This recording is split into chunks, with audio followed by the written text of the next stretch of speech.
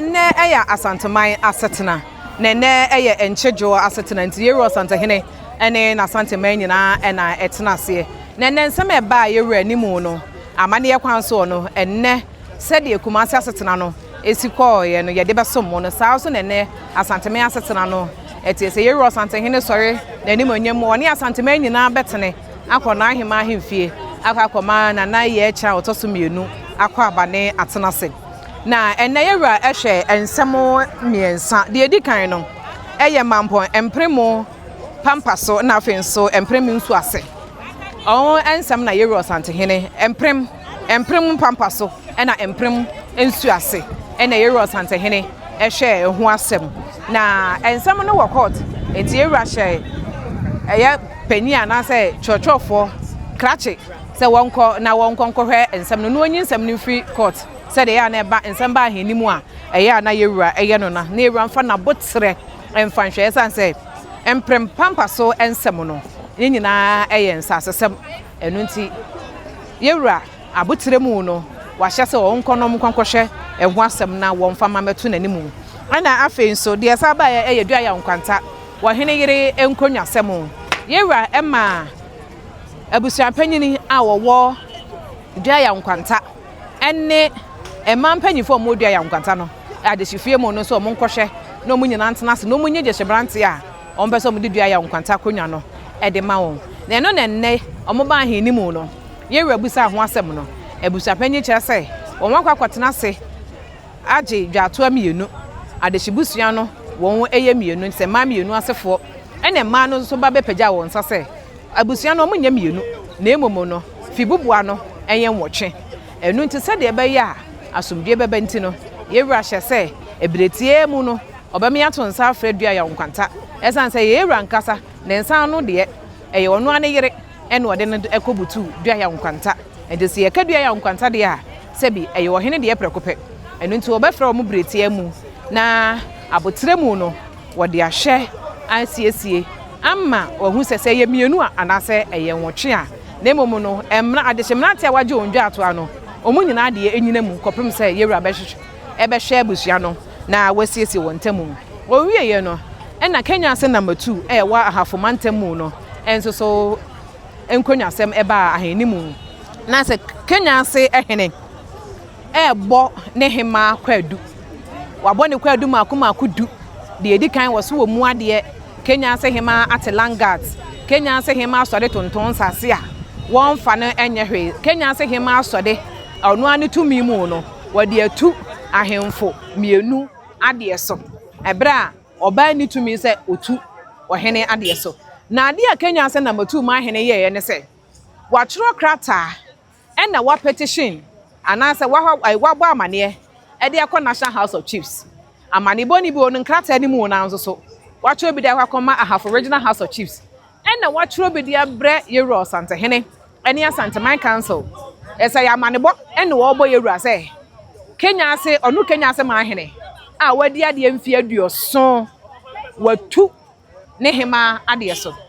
ebra asante amane mu no Kenyasi number 2 Manhene wati yewura santehene te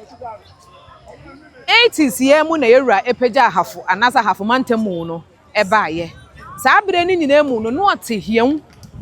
ehema ete enu nti se wo hema ya ade asante amane mu no wodi kan ebesre na ade ato yewura santehene ni mu na se kwadu ne ba na kwadu ne mu odua ansa na yewura siesie na mmasia na se kwadu na na se niema wo hema na ye no eburu so na wo se wo kwa ansa na yatu ohema na emom no Kenyasi number 2 Manhene ama mebo ne hema kwadu prekope ne se wodi kan watu na de so atwadwan na wotwe adwan no Kenyasi wo jase enti wodi kan de dwan no ekọ jase fiem eye bu abasa fiem bu abasa hene ansom na afen so mokọ so kọtoro ho krata enu nti ne asam na ba henimu no Kenyasi Manhene bo wo hene kokọ anaso bo hene amane se watu ne hema de so enu nti yewura santehene eto de ma asanteman se nananum nyina nche wo andwen se de Kenyasi number 2 Manhene aye no eye asante amane eye ne kwan no ho ne kwan no owo tumi se wo yesa na yewura to de ma asanteman no ansa na yewura busa Kenyasi number 2 Manhene se krata no wonim ho bi wo se an wo na tworoye ena na hemfo ni nyina so se an wo munim ho bi o mo na tworoye jese miensa konti hene chiame hene ena chiame baako ena wo so wo ne de na asem no wonim ho bi krata no ne omo so ansa enhyase